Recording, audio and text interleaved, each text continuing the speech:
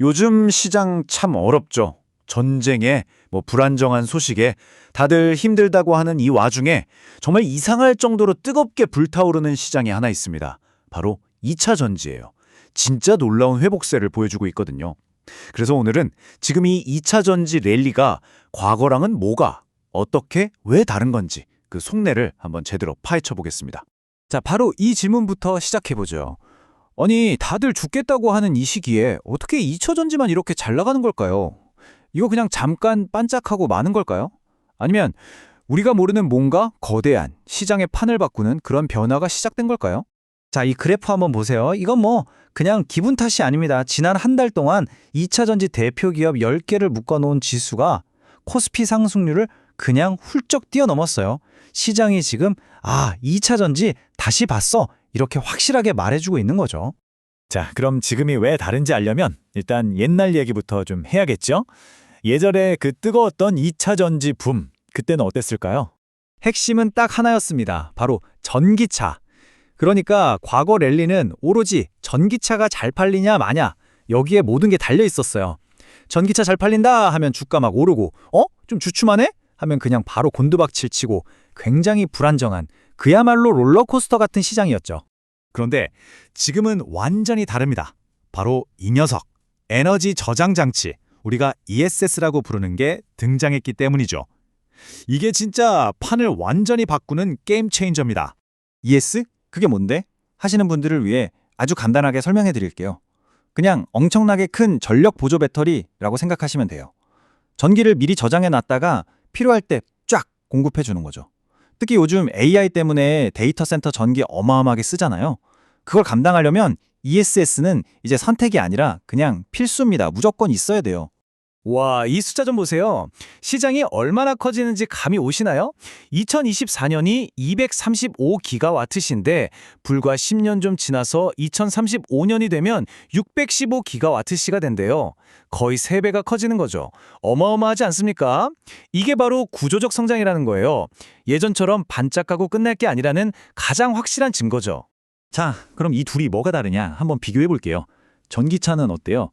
경기가 좋으면 사람들이 차를 사지만 어려우면 지갑부터 닫잖아요. 근데 ESS는 이건 나라에서, 기업에서 무조건 깔아야 하는 필수 인프라예요. 경기가 좋든 나쁘든 일단 설치해야 되는 거죠. 훨씬 안정적일 수밖에 없겠죠? 바로 이겁니다. 이번 랠리의 아주 든든한 버팀목이죠. 자, ES라는 아주 튼튼한 새 엔진을 달았는데 여기에 기름을 콸콸 부어주는 속도를 확 높여주는 두 가지가 더 있습니다. 바로 정책 그리고 유가입니다. 네, 첫 번째는 요즘 무섭게 치솟는 기름값, 그리고 두 번째는 우리 기업들한테 아주 유리하게 돌아가고 있는 정부 정책들. 이 두 가지가 어떻게 시장에 불을 붙이고 있는지 바로 보시죠. 자, 먼저 기름값. 요즘 주유소 가기 무섭잖아요. 이게 어떤 효과를 낳냐면요. 예전엔 전기차 사서 본전 뽑으려면 9년이 걸렸는데 지금은 6년이면 된대요. 3년이나 줄어든 거죠. 이 정도면 전기차 살만한데? 하는 생각이 들 수밖에 없겠죠. 다음은 정책. 이건 더 직접적입니다. 미국의 IRA, 유럽의 IAEA. 이름은 어려운데 핵심은 간단해요. 중국산 쓰지 말자. 이거거든요. 그럼 누가 이득을 보겠어요? 바로 탈중국 공급망의 핵심인 한국 기업들이죠. 그냥 가만히 있어도 혜택을 보는 구조가 만들어진 겁니다. 자, 여기까지 들으시면 이런 생각이 드실 거예요. 그래서 어디에 투자해야 되는데? 맞습니다. 지금부터는 아주 현실적인 투자 전략 얘기를 해보겠습니다. 셀이냐, 소재냐? 이럴 땐 전문가 얘기를 들어봐야죠. 하나금융그룹의 김현수 애널리스트는 딱 짚어서 말합니다. 셀 메이커가 중심이 되어야 한다. 왜냐? 간단해요. ESS랑 전기차 수요를 직접적으로 다 받죠. 거기다가 IRA 보조금 같은 정부 돈도 셀 메이커한테 바로 꽂히는 거예요. 실적이 좋을 수밖에 없는 구조라는 거죠. 이 표를 보시면 차이가 한눈에 들어오죠? 셀메이커는 수요, 정책 두 마리 토끼를 그냥 다 잡는 거고요. 소재 기업들은 셀메이커를 거쳐서 한 다리 건너서 영향을 받는 거죠. 게다가 요즘 대세인 저렴한 LFP 배터리 있잖아요. 이것도 셀메이커들이 훨씬 빨리 도입해서 ESS 시장을 선점하고 있습니다.